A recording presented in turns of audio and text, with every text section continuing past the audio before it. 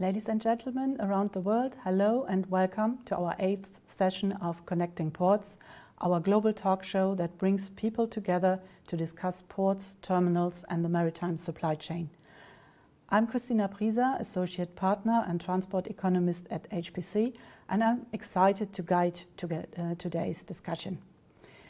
Embracing our motto, debating what matters, we are here to talk about topics that count.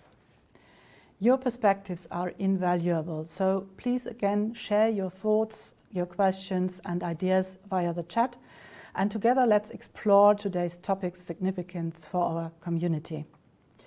Today's session focuses on autonomous maritime transport. We will discover why we need to change operations in inland waterway transportation and short sea shipping. We will learn about the effects on ports, terminals and logistic chains in the upcoming area of autonomous waterborne transport.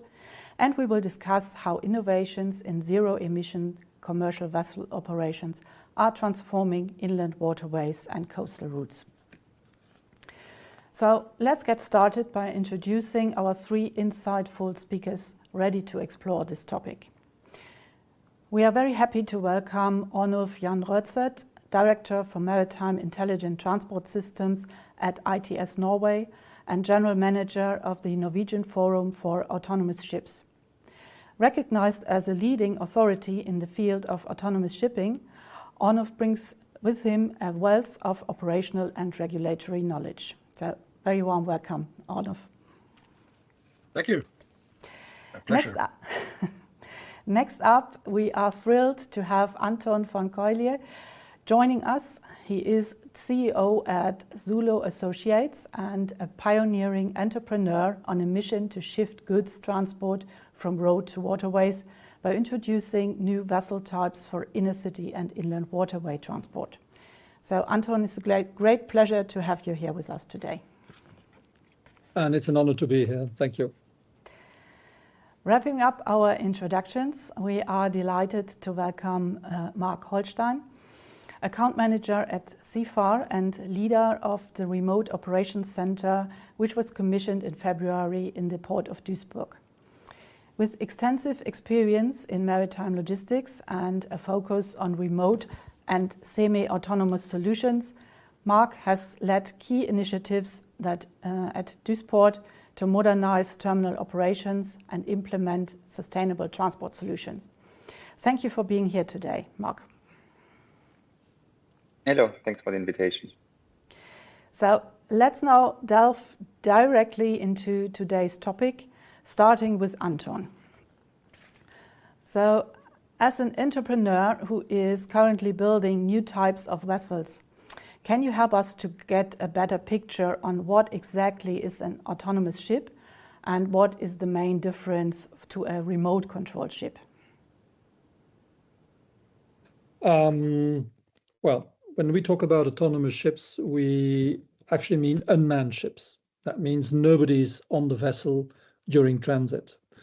And for that, we use 2 technologies or 2 systems. One is remote controlled, which is controlling a vessel from a distance, therefore where you put the skipper on the shore and to direct the vessel from the shore onwards.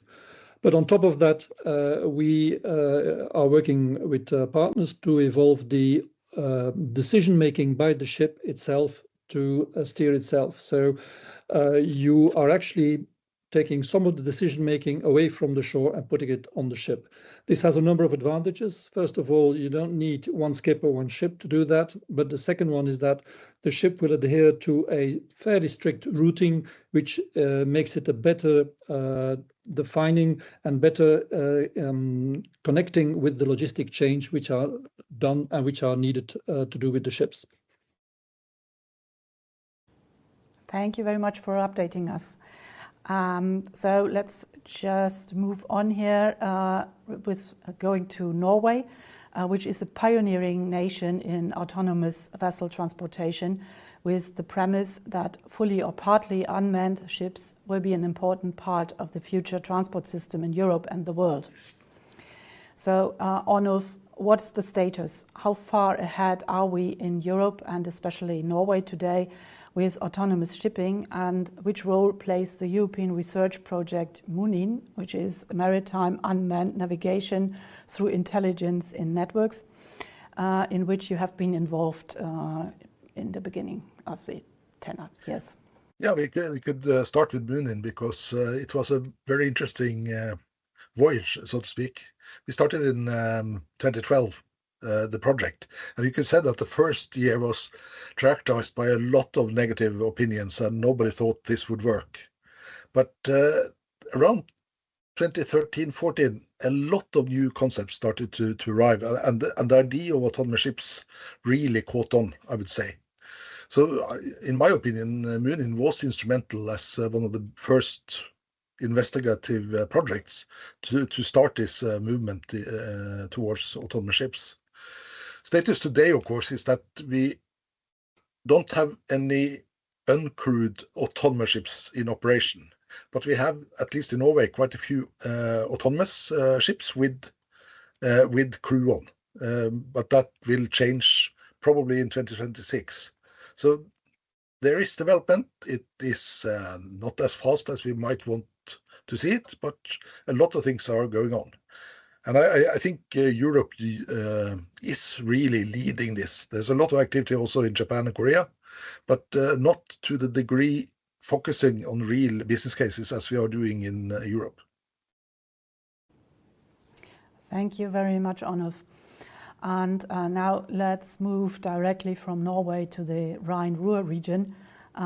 Marc, from your perspective as the head of the Remote Operations Center in Duisburg, what do you see as the main advantage of remote controlled ships, and how need ships to be equipped in the future so that they can sail remotely controlled?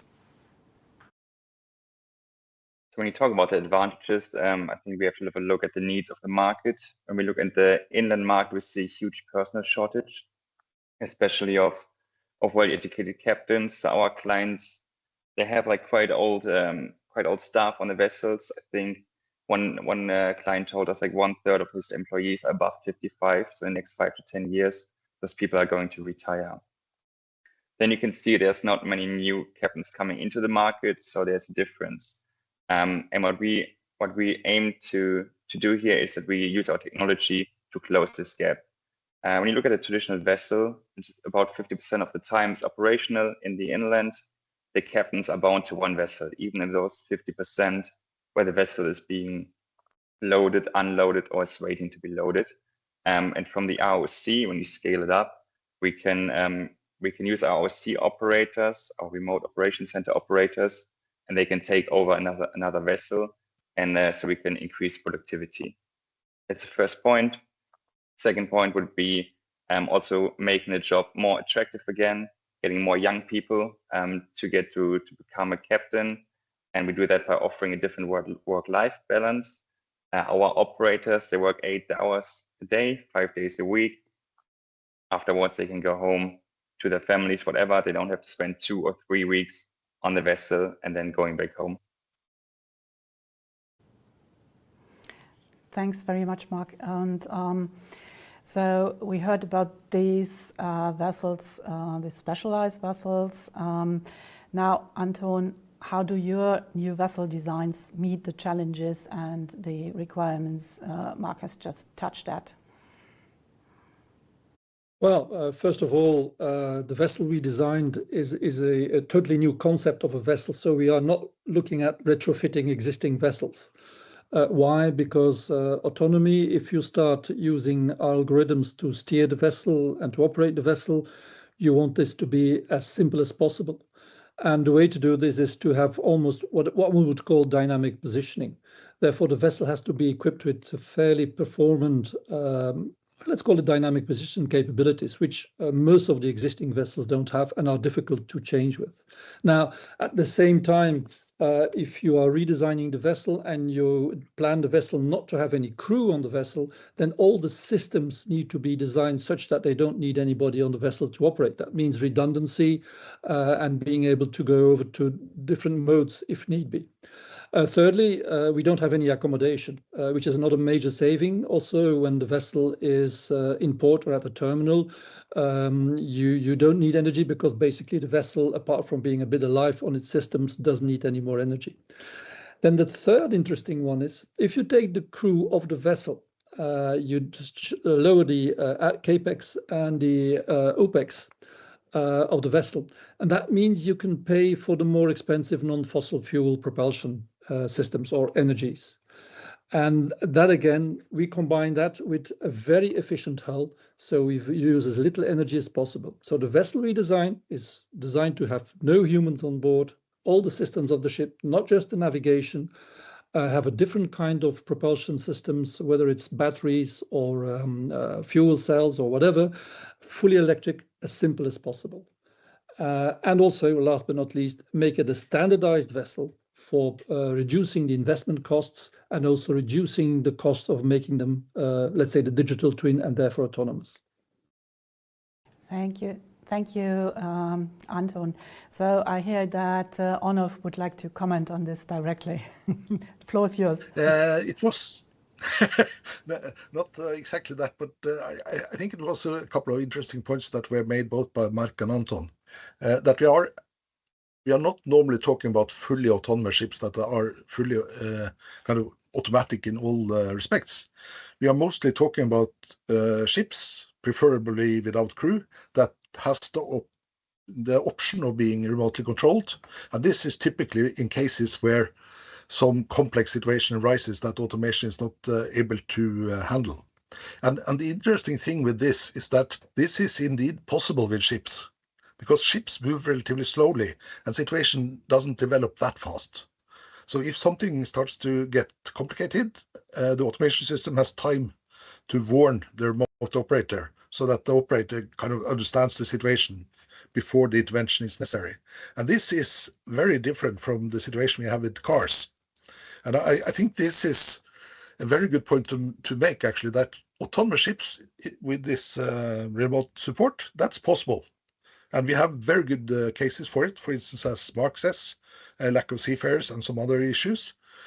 And it's also possible.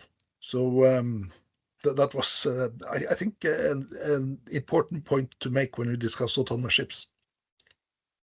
Thank you very much, Ørnulf. And this leads us directly into the next question when we are talking about opportunities and challenges.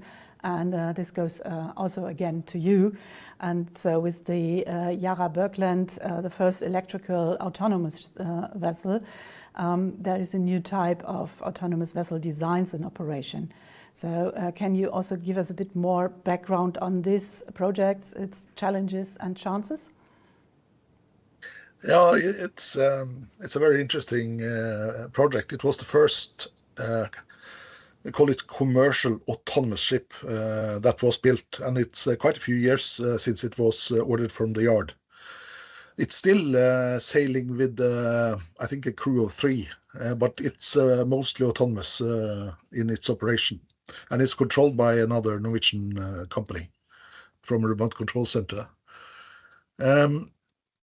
And what I think is interesting with this ship, as well as some other projects we have in Norway, is that it was initiated by a cargo owner. It was not a ship owner in the picture as such. It was a cargo owner that needed a new type of logistics solution for transporting, in this case, fertilizer from the factory to export port in Brevik. And instead of sending 40,000 trucks a year on the rural roads in this area, they decided to order autonomous ships, as you see here on the picture. And it had to be, in the end, uncrewed to get economy in the operation. Although, as I said, it will be remotely supervised and in some cases controlled from Masterly in Horten. So again, a very good example, in my opinion, that autonomous ships also has the possibility of creating new logistic systems, new business models, new ways of thinking about transport. And also, in addition to this crew reduction, the movement of cargo away from the roads over to the waterways is a very interesting proposition with this type of system. Great, thank you for the explanations, Ørnulf. So let's now hear from the SEAFAR experience in operating crew-reduced and remote-controlled vessels. So Marc, the concepts of the crew-reduced inland vessels of various types have already been operating with remote control for 6 years in Belgium and the Netherlands. So around 15 barges operate there, some of them completely or almost completely unmanned. So what's your experience in operating ships with varying degrees of automation remotely? And can you elaborate a bit on pros and cons you have experienced so far? So in general, I have to say we got more than 40 vessels equipped with the system so far. In Europe, like most of them inland vessels in Europe, there's no regulatory groundwork that we can just navigate remotely. We have to get a permit for each vessel, for each trajectory. That means out of those 40, 15 are operated on a daily basis. Most of them are in Belgium and Netherlands, correct. There's 3 of them sailing on the Rhine until Bonn, which is close to Cologne, so from Netherlands to Bonn. What we learned so far is building trust is crucial for the development. We have to build trust from regulators, from our customers, and also the crews on board. We do this by being highly transparent. We share all our development and the knowledge we gain. We have really close coordination with the regulators to give us the permits to navigate remotely, and also we invite the crews to visit us in the ROCs, in the remote operation centers, to get to know our captains who will be taking care of their vessels. So that's what we do there to build the trust. From an operational perspective, after 6 years, we have to say the system is working. We're driving the vessels on a daily basis. It's safe, and there's a demand from the market. Also, we demonstrated that we can flawlessly integrate into today's infrastructure and traffic flows. And in Belgium, especially, there's a business case available for our customers where the crew-reduced remote sailing is already possible. Thank you, Marc. And you said you were talking about the prerequisites, and we have here a question from the chat, which goes to all of you, but I would like to start with Marc. Can you explain ideas for semi-automatic travel through inland waterway locks? Do you have any ideas, any experiences, and what is important to enable it? Maybe Marc can start. So far, I think, especially in Germany, locks are not highly digitalized. So most of the communication is happening via VHF. For us, this is how we designed the system. We can operate the VHF on board. So our ROC operator is just communicating with the lock via VHF, and there's no difference in the process.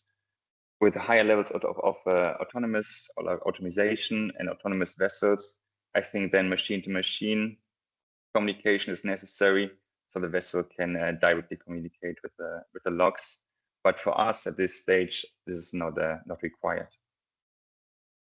Okay, I see Ørnulf nodding. So would you like to add something here?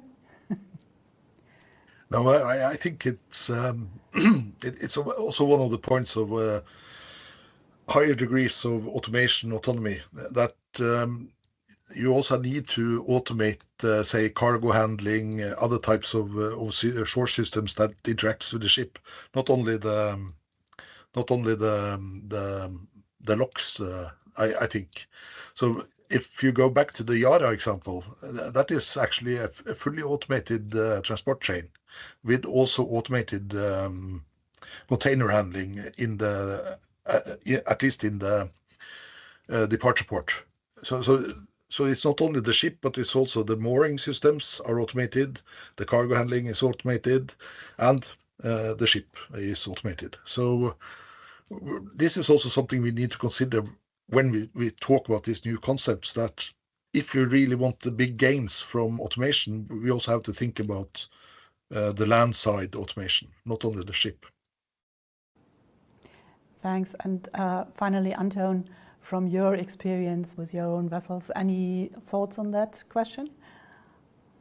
Yes. First of all, if your ship is well equipped to go, and I would say again, dynamic positioning, then you could go through a lock without the need of mooring the vessel in the lock. These, at the moment, tests have been done by the Flanders Hydraulics Institute on that with a vessel in the Flemish lock situation. And it's shown that it is possible to move a ship through the locks if it has the right dynamic positioning. Traditional ships obviously don't have that capability. That's why they have to put more and often use a lot of power to stay in place. Secondly, in Flanders, we are lucky that a lot of the locks are being controlled from a distance. So in essence, there's nobody sitting at the lock. And the communication from somebody who is in command of the ship to the authorities that operate the lock, well, actually, if the skipper is on the shore with SEAFAR, he could actually call by phone to the guy sitting in the operating center somewhere in the middle of Flanders operating the locks. So in other words, using a VHF should not be necessary. And of course, as Ørnulf said, if the systems can digitally discuss or talk to each other and give communication, then things can be better planned. Let's not forget that in the Dutch inland waterways, I think 60% of the accidents are due to people not understanding each other over the VHF. So if we take that problem away, we'll have less accidents probably. Very important point, Antoon. Thank you very much. Then we have here another question from our audience. So thank you very much for that. So would the European or the German seaports be allowed to handle autonomous ships? Are there special regulations? I think that goes best to Marc being operating here in Germany, first of all, and then we proceed with the others. All right. So from my experience, we're already navigating the seaport of Antwerp. Like we are based in Antwerp, so it's like where the whole SEAFAR story started. There we get permission from once like the port of Antwerp, who like who has to give permission, but also from the Vlaamse Waterway, the regulatory give us who like also have to give us the permits. We are allowed to sail with crew reduced within the port of Antwerp. So that's on the Belgium side. On the Dutch side, we're also making progress. We got the first vessels driving to the port of Amsterdam, starting this week actually. So there's also progress being made within the port of Hamburg. We're in one project for the port of Hamburg. We need like a permit from them, but also from the GDWS, the German regulatory for waterways. And we're making also steps, but we're in the beginning of the project. All right. So, Ørnulf or Antoon, is there anything you would like to add? Again, going back to one of my earlier comments, that at least in Norway, we are mostly looking at new types of logistic solutions. And most of what we are doing is a kind of liner shipping between fixed ports. So it means that, for instance, Yara Birkeland, it travels today at least only between two ports. It's Breivik, where it discharges cargo, and Porsgrunn, where it loads cargo. So and as I also said, there's a lot of infrastructure that you need to automate, at least make suitable for use by automated vessels. So the involvement of the port starts very early. It starts actually during the planning of the ship itself. So the question is, in my opinion, not so much whether the port gives permits, because this is something we sit down with the port and discuss how to do this. There's no legal problem in Norway, at least. So it's up to the port and port authority to accept it. And this is part of the planning of the whole logistics operation. And this applies to all the projects we are running today, at least. Thank you. Antoon, anything else? Well, we are very lucky, SEAFAR and ourselves, to be in Flanders in Belgium. where the port of Antwerp is really pushing for this, because they realize that something needs to be done to solve the problems that are coming into inland and short sea operations. I should also like to point out that in France last month in May, the French decree has been published, whereby they will allow autonomous operation of ships in French territorial waters. We are in close discussion with the VNF in France and the French authorities also to move ships, hopefully next year, unmanned or partially unmanned.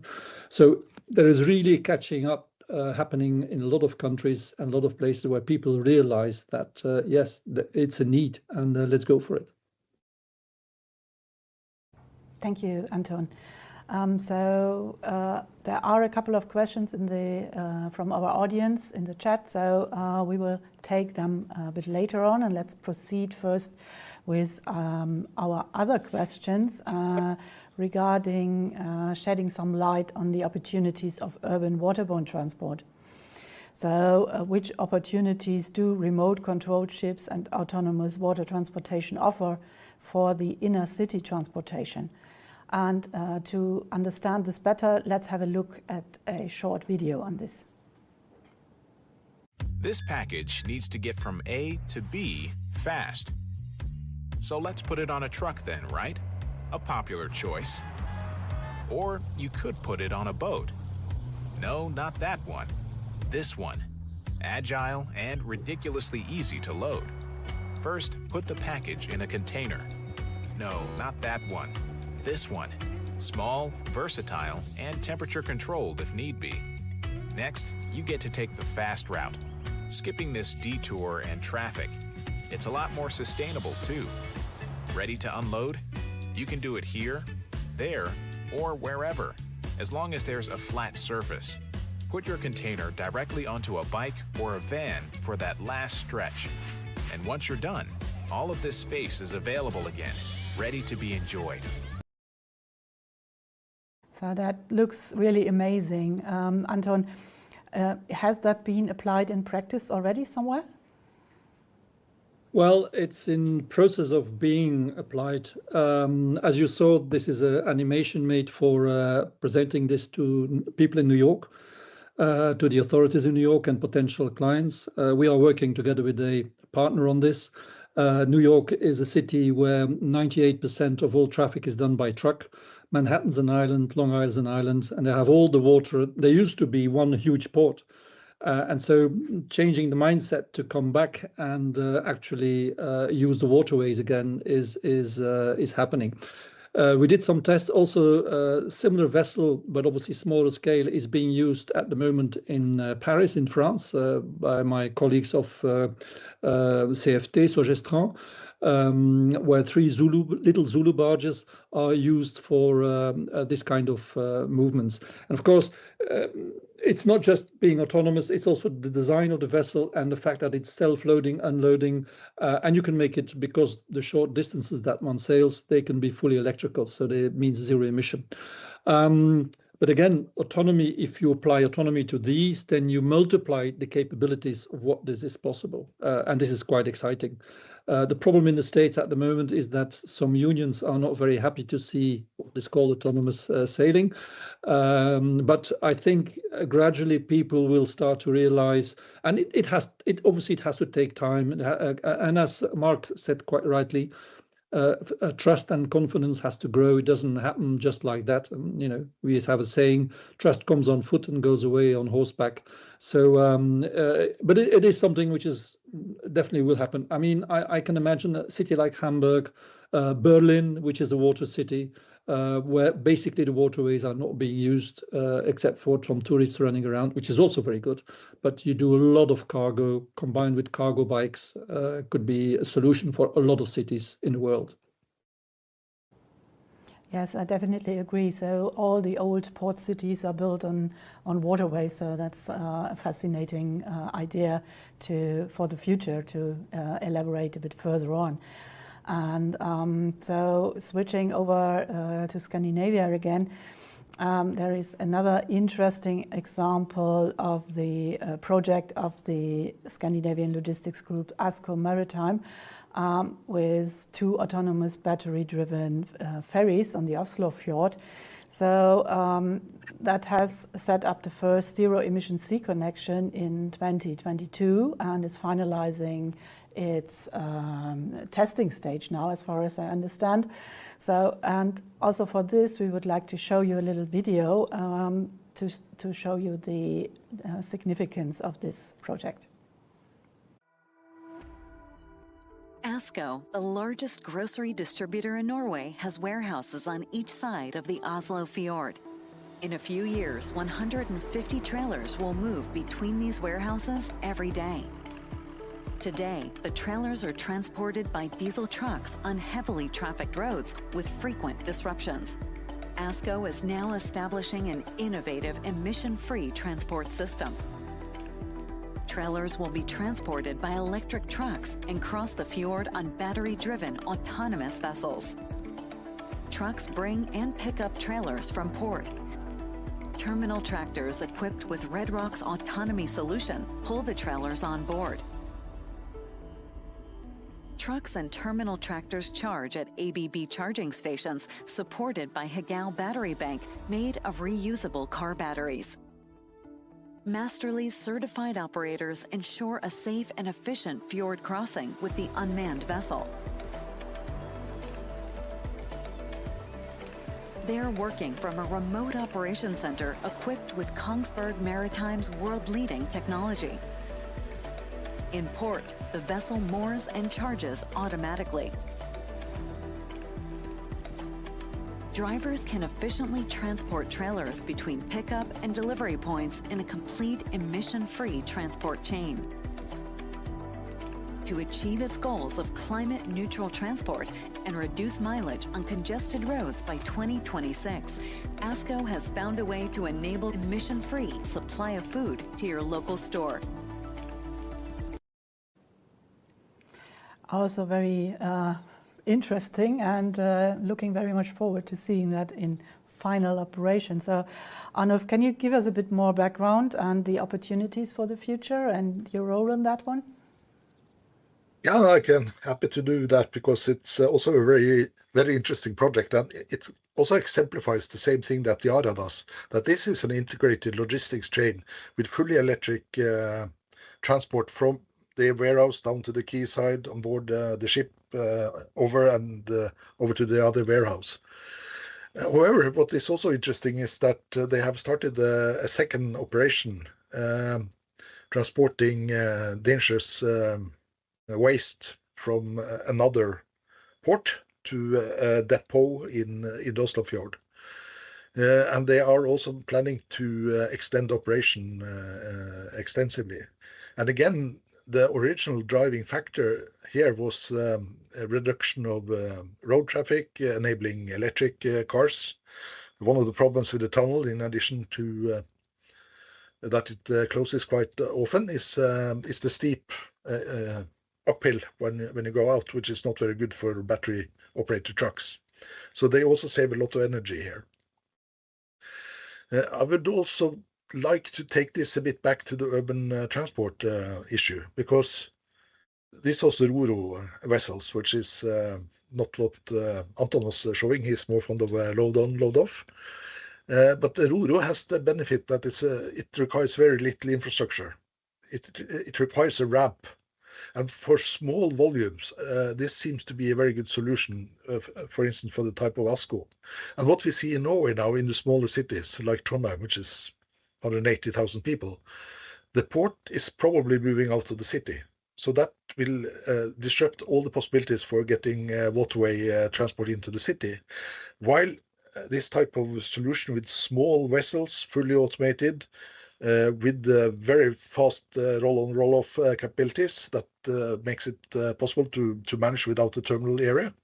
That could be an interesting solution for also to maintain a waterway link from a port outside the city into the city center.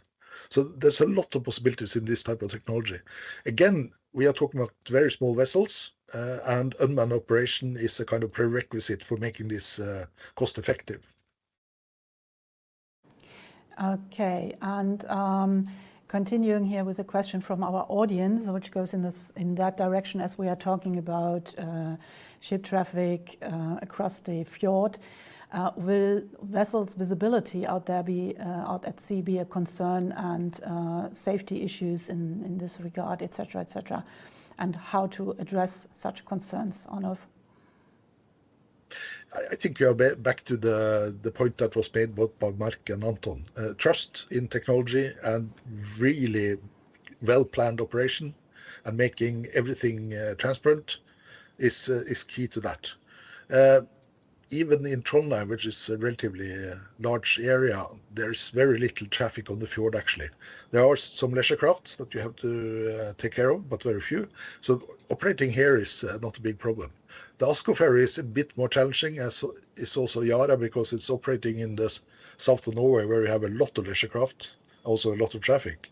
But even there, they are in the process of certifying the systems now for automatic use, and that's also the reason why they have crew on board. They want to have a couple of years experience before they start autonomous operation for full. So both Yara and ASKO is expected to go to fully uncrewed and part autonomous operation in 2026 is the plan today. But we need these years of experience to prove that the systems work. Yeah, definitely. Thank you very much, Ørnulf. Jumping over to Marc, would you say that ship navigation, as we have seen it in the ASKO project, can be managed by SEAFAR as well? And when we take it a step further, will a remote operations center of the future also supervise and control multimodal transportation? So for the first question, I can see fully autonomous or like more automated vessels and the remote control technology from SEAFAR work together. Right now, when we operate a vessel remotely, we got a local crew as a fallback if anything fails.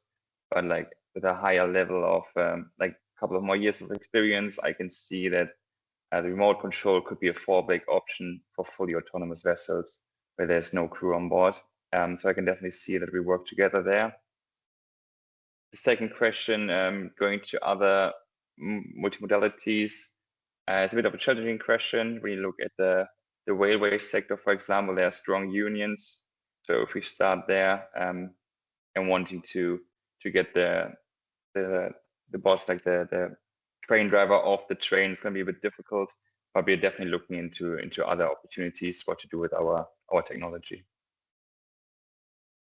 Sounds interesting. Looking very much forward to it. So, and that leads us directly to the next aspect. Let's have a more detailed look on processes in this regard.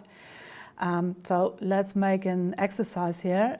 Imagine a Central European use case of moving containers from Lille to Ghent to Antwerp to Nijmegen and to Duisburg. So how should logistics processes be redesigned, and how shall ports be prepared for these modified processes? Antoon.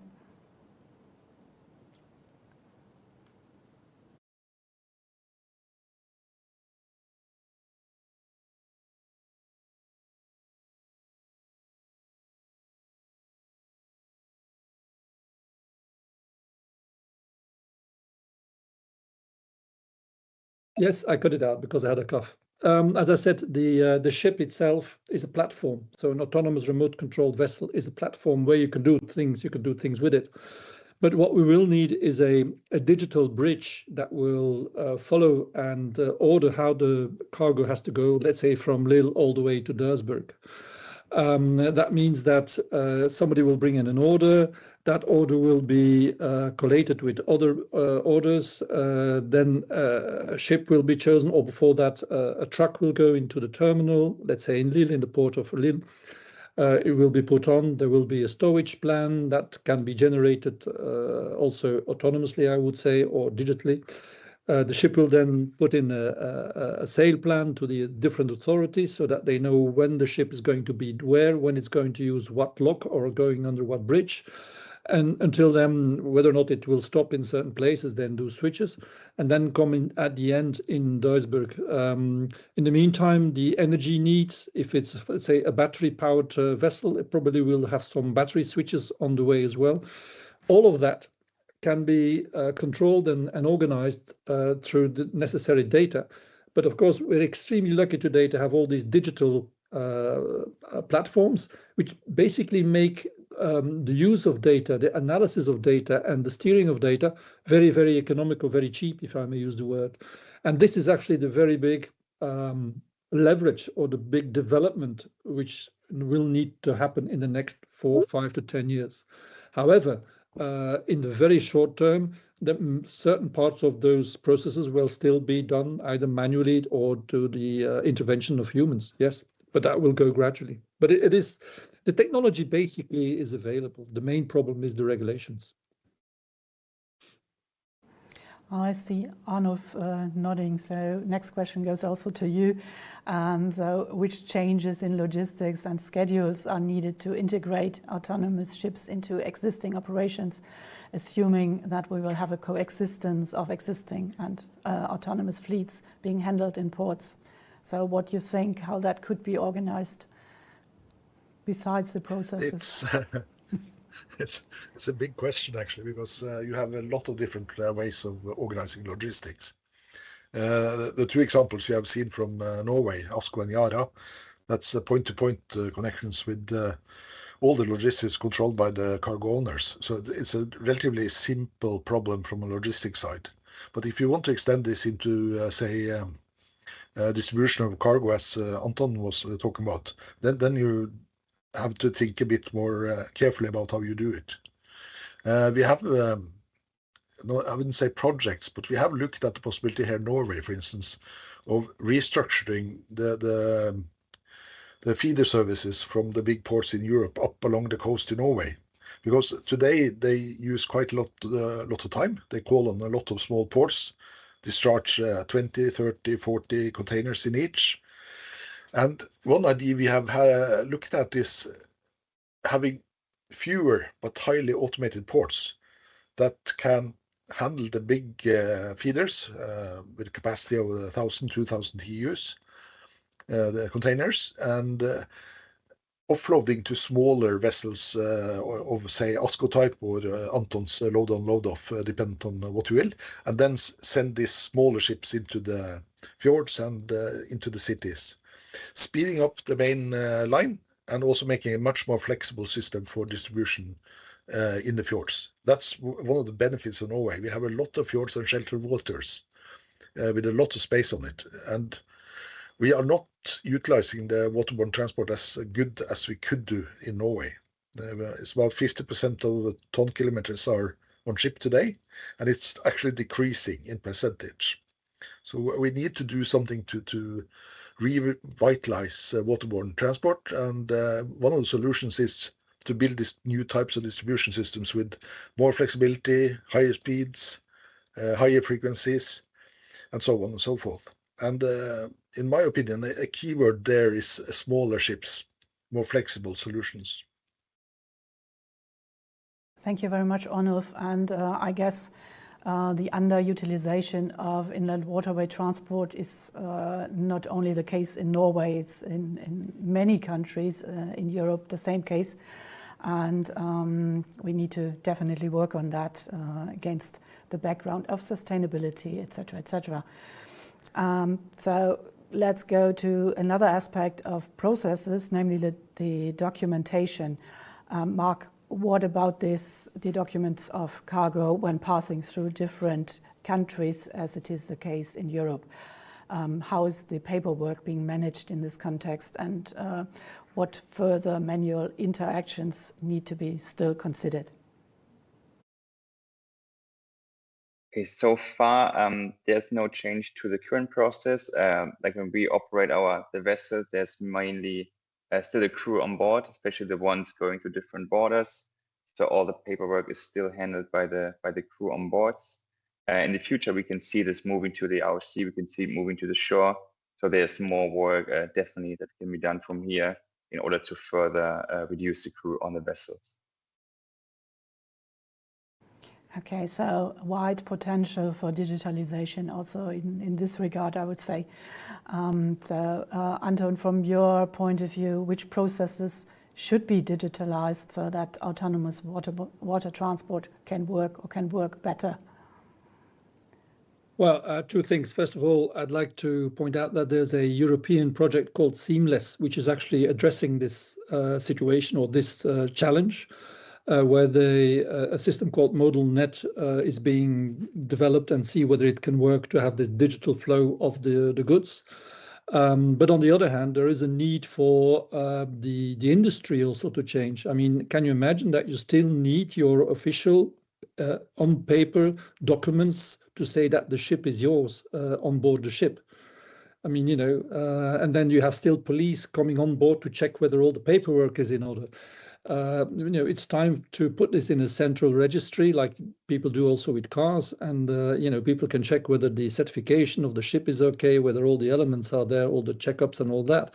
I mean, all these things should be done today in inland waterways. Some people are still filling in pages with pencils, not with digital or whatever.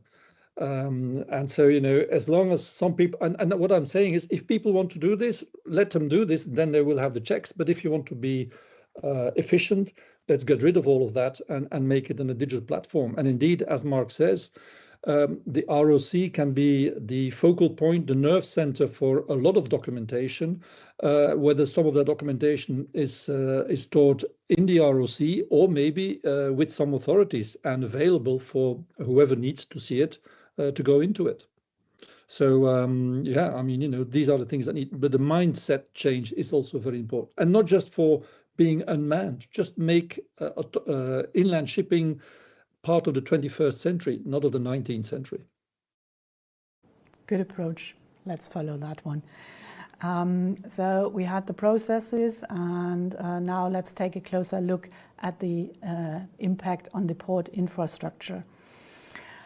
So how should ports and terminals adapt to best facilitate autonomous inland shipping, Ørnulf? And are there modifications needed to accommodate autonomous vessels or more autonomous vessels?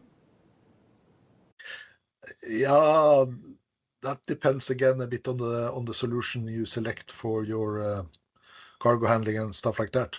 As I said, for the two projects we have today, particularly the Yara project, there has been made, I think, a major investment actually is in port automation to handle automated cargo container loading and discharge. I think more money went into that rather than in the ship itself. So that illustrates one aspect of this. If you really want to automate things, you probably need to do quite a lot of investment. On the other hand, this type of investment will also pay off for conventional ships if you do it correctly. So it's not necessarily an investment in autonomous ships only. It's rather a question of modernizing cargo handling, which is a problem for all ships, I would say. I think Antoon has a very good idea, having the crane on the ship and kind of automating that from that side, so that you don't depend on the port. But that also has its limitations, and that's one of the reasons why we are interested in RoRo in Norway, because typically the volumes to each port is relatively small.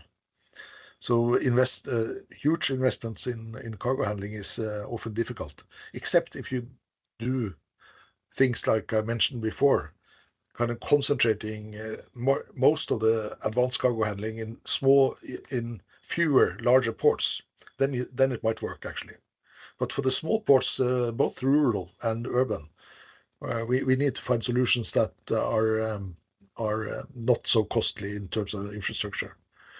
So it's a difficult answer to give a full or kind of general answer to, because it will depend a lot on what type of ship and the cargo you are operating. Yeah, Maybe Antoon can add something on that. I see him nodding already. So how can ports optimize loading, unloading processes, and besides the infrastructure which needs to be adapted? Well, I mean, obviously, if you stick with the existing maritime units of cargo, which is basically containers, the 20-foot and the 40-foot or the 45-foot container for that matter, you have things which weigh between 20 up to 40 tons, and therefore the lifting equipment has to be fairly substantial. However, if you go into a city environment, then the size of your cargo drops down to what I would call pallet-sized. And if it's pallet-sized, then you're talking about 1.5, 2 tons, not much more. Therefore, the lifting equipment you need is much smaller. For example, as Ørnulf was saying, if you have a flat surfaced on a deck cargo ship for urban logistics, and you put cargo bikes on it, and you have a ramp, then you can just somebody can push the cargo bike up the ramp, and that's it.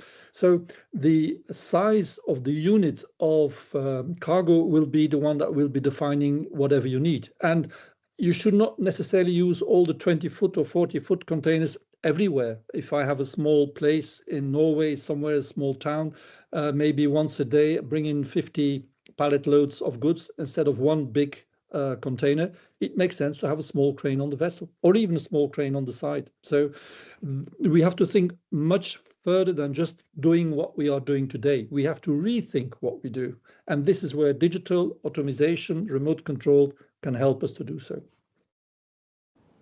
Thanks, Antoon. So the new normal is small is beautiful, not big is beautiful, right? In this regard. Absolutely. Okay. Not only for that. Yes. So let's come back to the topic. Marc, in this regard, which measures are required to ensure the safety of autonomous vessels in crowded port environments? So, and what impact will remote controlled and autonomous ships have on port calls? So far, we can see, especially in the port of Antwerp, which I would say is fairly crowded, there's no new measures needed or necessary. We can just integrate into the existing traffic flows. We got the same opportunities like the captain on the vessel. But I want to say, I think it will definitely help when we have more, I would call them smart vessels, smart ships, which will talk to each other.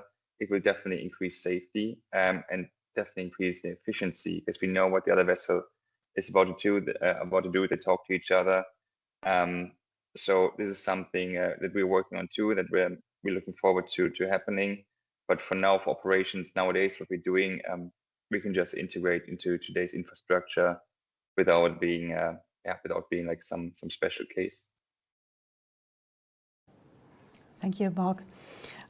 Just to follow up on that, I read in an article that to accommodate autonomous vessels, ports need to invest in berths with auto mooring systems, implementation of remote pilotage capabilities, establishment of connections between tugboats and vessels near the port.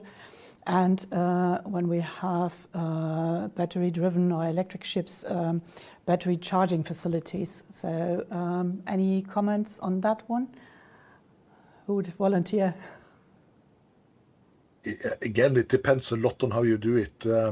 What they selected for Yara, for instance, was a robotic arm handling the mooring lines. So they can use traditional mooring systems if they like. Others have selected to use various vacuum or magnetic mooring system. And it depends on your cost benefit. Again, in my opinion, the most costly thing is the cargo handling. But there, I think Antoon has some very good points that we should probably rethink quite a bit how we deal with it. And he's quite right. We see the same here. We see exactly the same here in Norway, that distribution internally in the city is pallets. It goes to the shops or something like that, and it's pre-packed somewhere. So it's not really necessary to put it in a container. It's actually a quite bad idea if you can avoid it.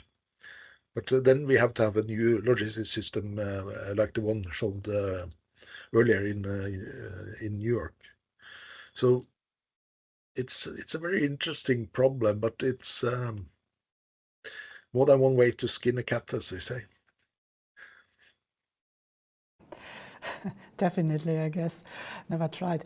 Antoon, have you anything to add?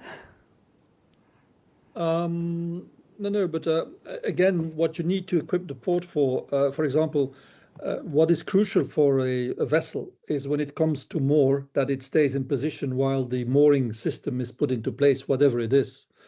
So whether you have magnetic mooring systems or arms putting, or even men standing on the shore going on board and putting mooring ropes, as long as the vessel has a capability of staying in place for long enough, then that's fine.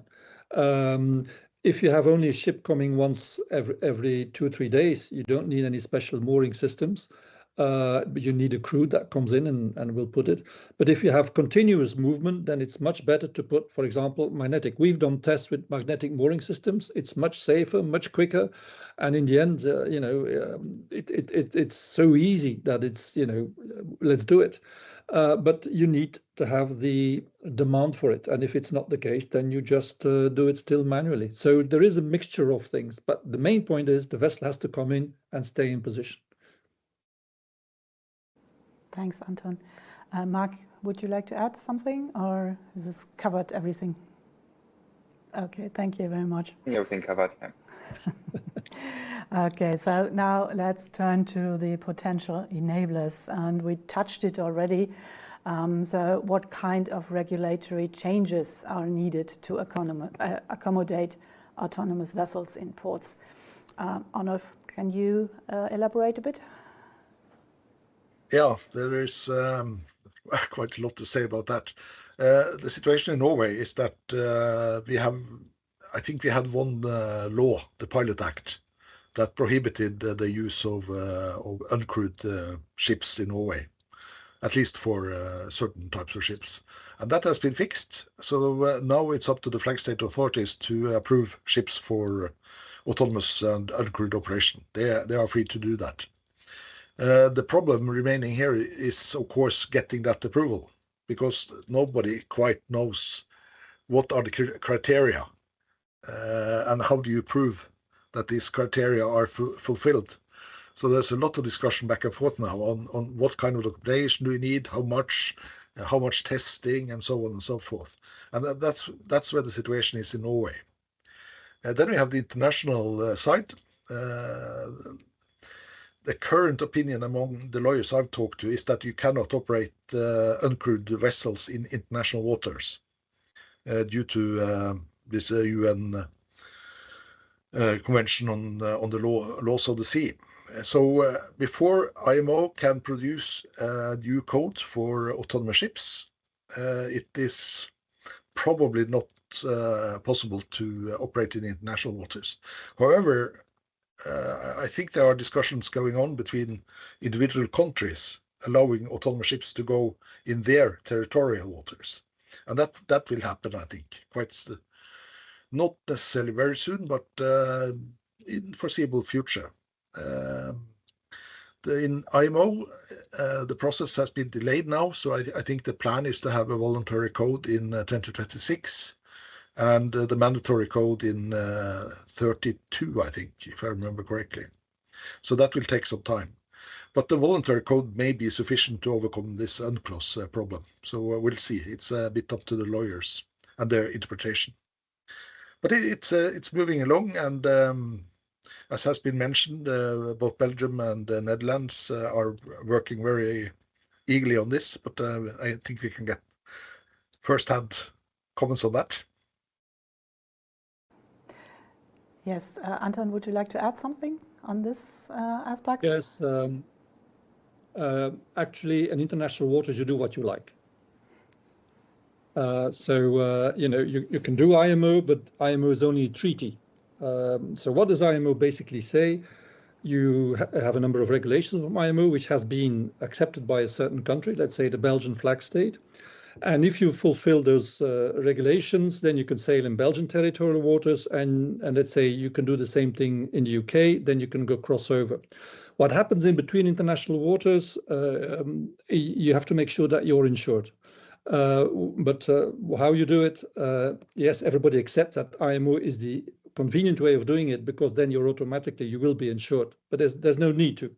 So, for example, if the Belgian flag state agrees for your ship to operate in their territorial waters, and the same happens in the UK, and you find an insurer that wants to insure your vessel for P&I and hull, then off you go. There's no reason to do that. And if the IMO does not move quickly enough, then it becomes irrelevant. And there may be an alternative IMO that will get into place. Now, I don't think this will happen. I've seen an incredible change in the IMO since 2019 on this subject, and Ørnulf will probably agree with me on that one. But in essence, when you're in outside the territorial waters, you basically can do whatever you want. You don't even, if you don't do the call regs, you don't do the call regs. Of course, if you were not doing the call regs and you have an accident, then the insurance company will come and get you, and so on and so on. But in essence, in territorial, in international waters, you could basically do whatever you want. Okay, interesting. So now let's come a bit closer to shore again, and how can port authorities and urban policy support to enable the flexible inner city transport solutions, especially if more water-land interfaces are provided for loading and unloading operations? So it goes to you again, Antoon. Which major paradigm have to change to overcome the main barriers for autonomous vessels? Main point is again regulations and the mindset. And another interesting one on urban logistics is what I would call the loftization of the waterways. That means that waterways, along the waterways, the more expensive buildings have been set up, but one has forgotten that one could use the waterways for logistic issues. So that's what I call the loftization. And you go to cities like London, New York, wherever. Fantastic buildings are being put up, but there's nothing anymore to move the stuff around. But the regulations are the main point, and therefore trust, acceptance, and some infrastructure that allows these movements to be done. But again, the unit of transport will be the one that will define the infrastructure that you need. We, for example, are talking to people in New York. Some parts of the waterways are owned by the states, some are private, and each time it is some sort of a negotiation to be able to use that and to see what one could put in for infrastructure. Another one is, of course, the energy provision, because if you're not going with diesel engines, therefore you go with electricity or hydrogen, and you need certain places where you can charge whatever you do. Although by switching batteries or fuel cells, it makes it easier, so the ship doesn't have to be all the time there to be loaded. But that's another issue that needs to be done. And of course, in urban context, people often think about inland waterways being an industrial activity. But actually it isn't if you go in urban logistics. It's a distribution activity, and it should not be industrial in perception. Thanks a lot, Antoon, for the explanations. So, Ørnulf, you wanted to add something previously, so sorry for having interrupted that.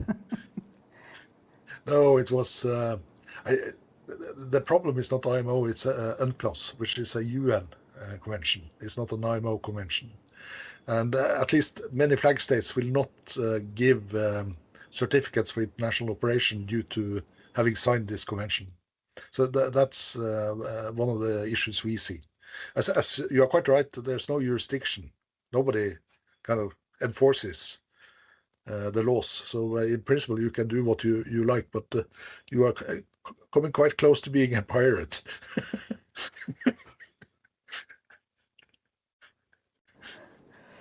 To stick in the fixed routes, we have to challenge them, and it's only because challenging them that we be able to change, and we need to do it for a number of reasons. That's all. That's my main message, actually. And one has to have respect, and IMO rules are not made just for the fun of it. I mean, there's a reason why they are there. Definitely. Yeah.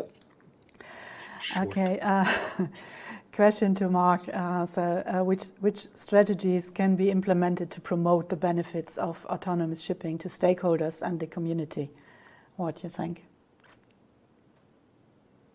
Yeah, I think one of the best ones we're doing here right now. I think this is like an excellent event to just promote the whole topic, to also have a look abroad for like speaking for the Germans of us, to look to Norway, to look to Belgium, what's happening there. So that definitely helps. Also helps to connect.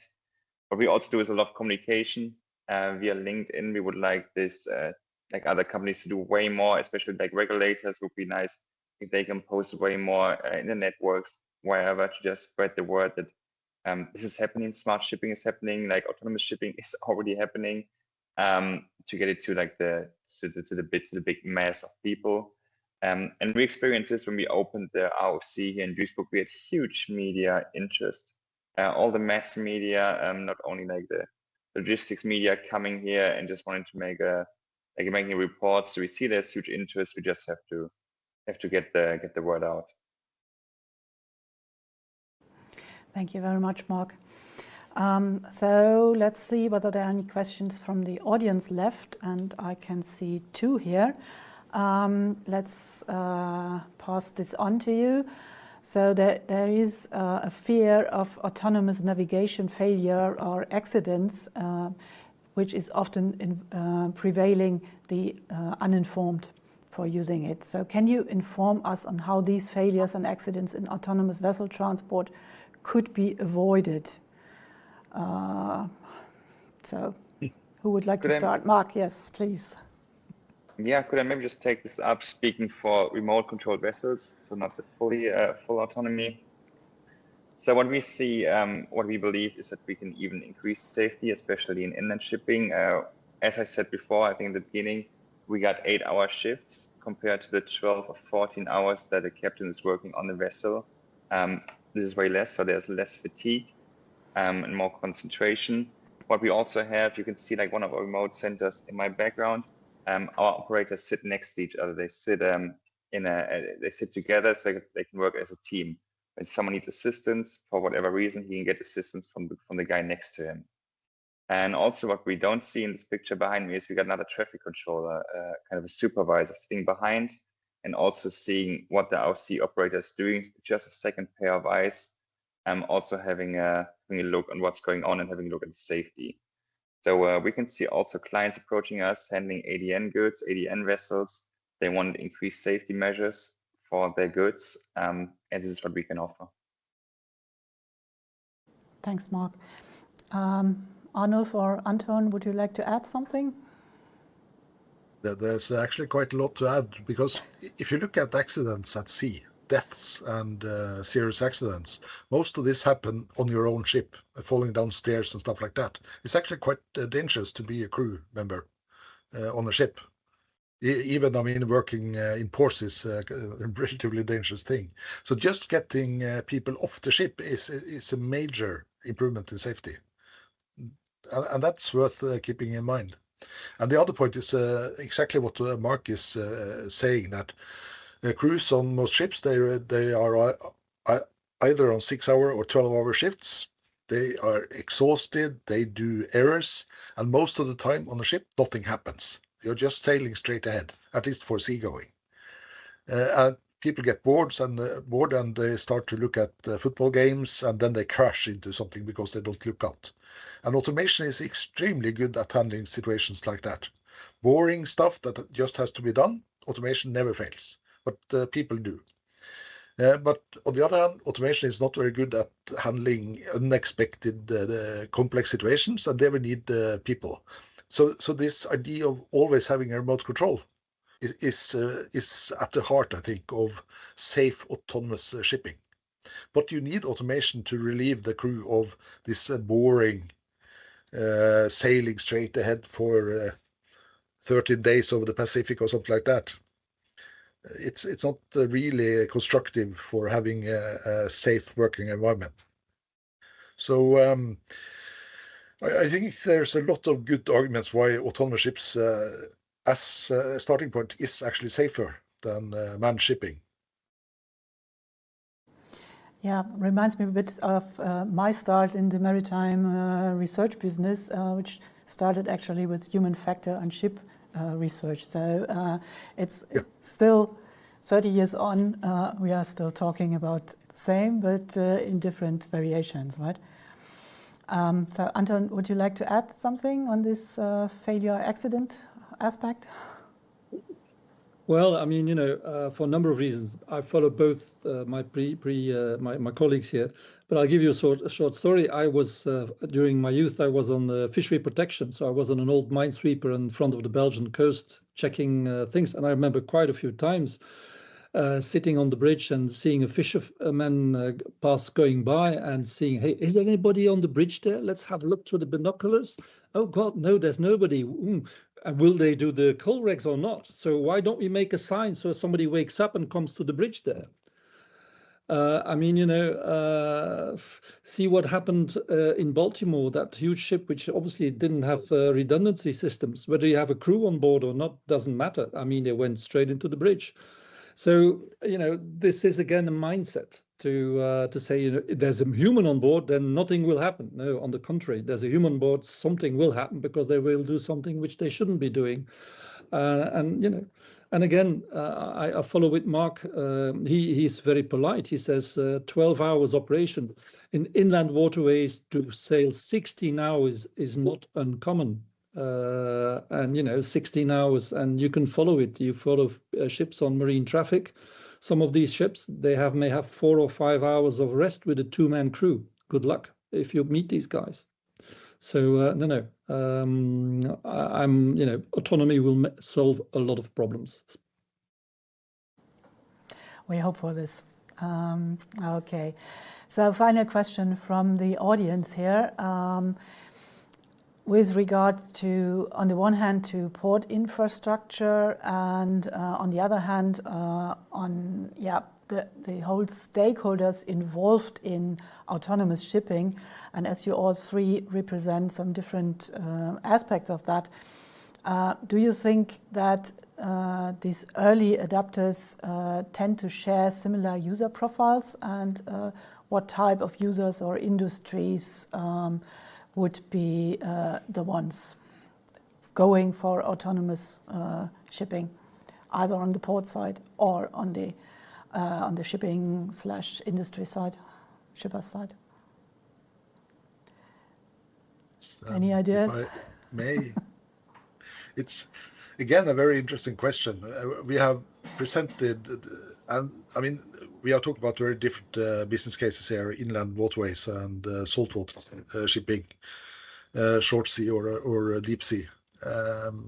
So it's probably quite different. But if you go to Norway, and what we are doing is mostly either short sea or international shipping, and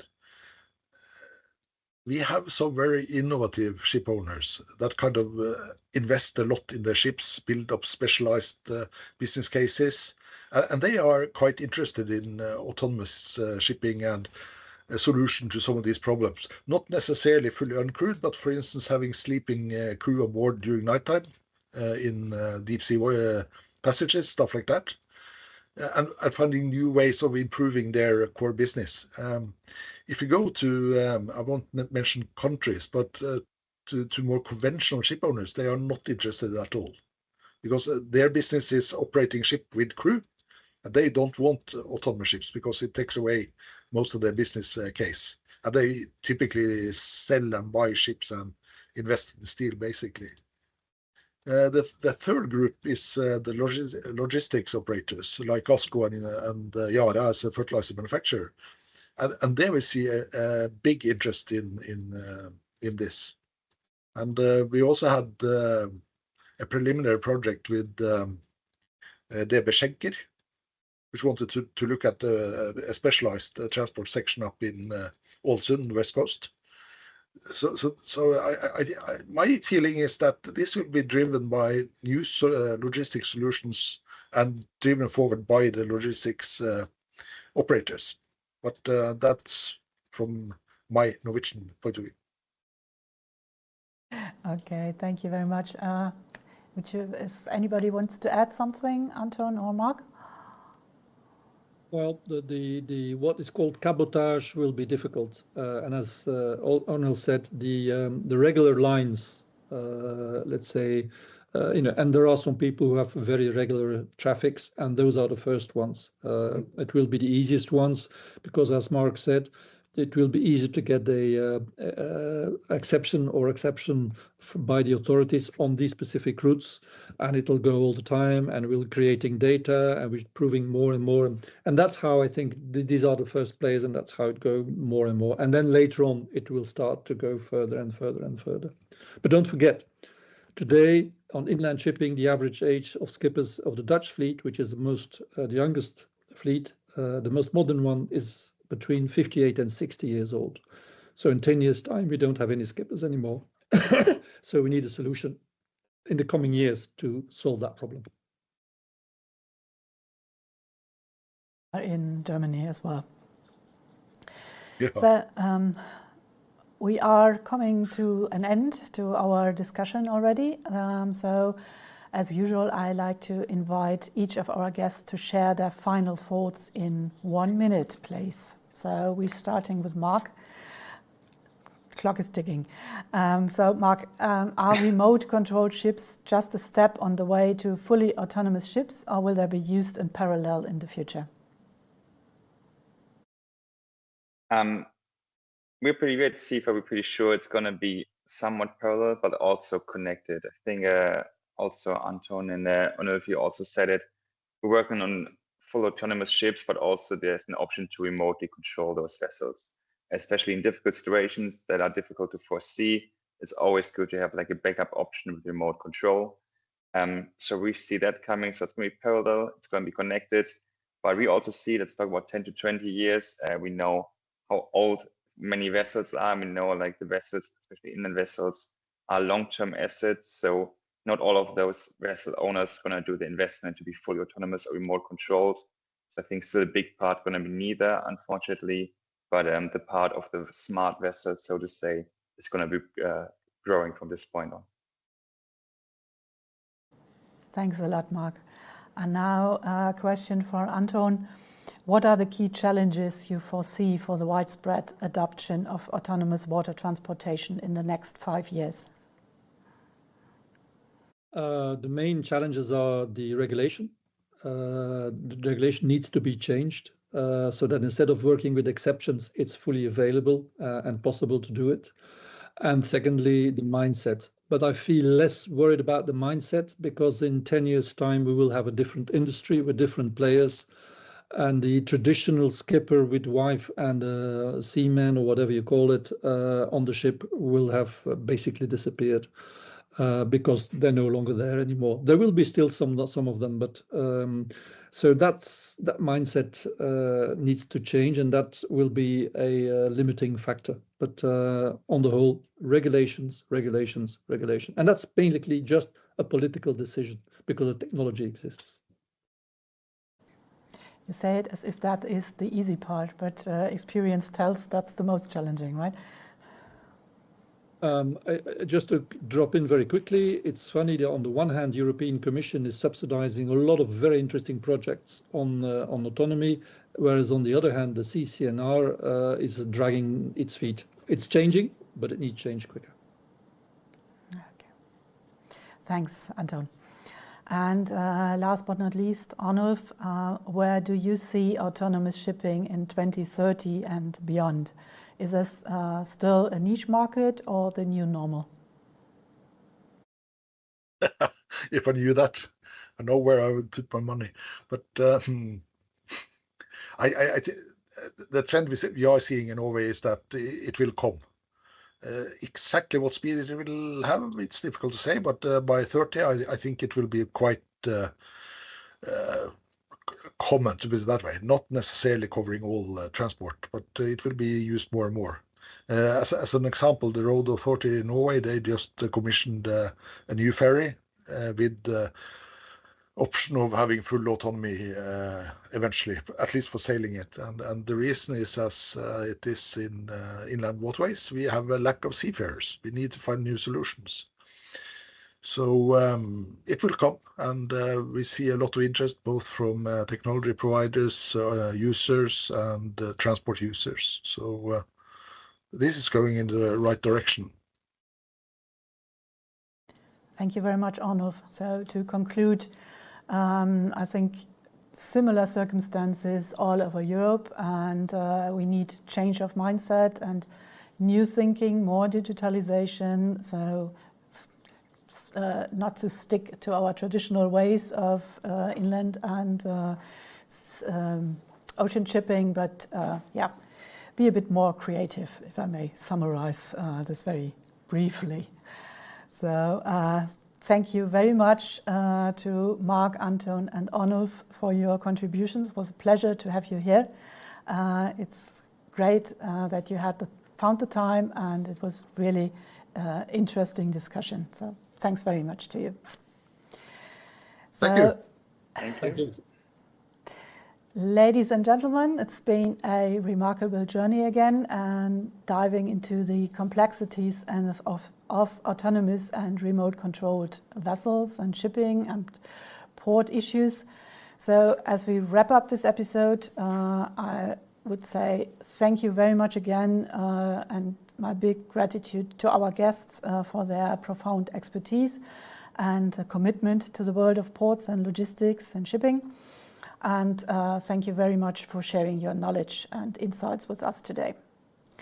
And to you, our great audience, thank you very much for tuning in today and being part of this journey. Thanks for providing questions in the chat. And we hope that you found the conversation stimulating and insightful. As usual, the session has been recorded and will be made available shortly on our YouTube channel via the HPC website. So big thanks also to the production team behind the scenes here, and especially to Port of Hamburg Marketing, providing the facilities. Our next session of Connecting Ports will take place on the 5th of September, focusing on cybersecurity in the port industry, and we hope to see you again soon then. So please save the date, and more information will follow soon. Until then, enjoy the summer, goodbye, and tschüss from Hamburg.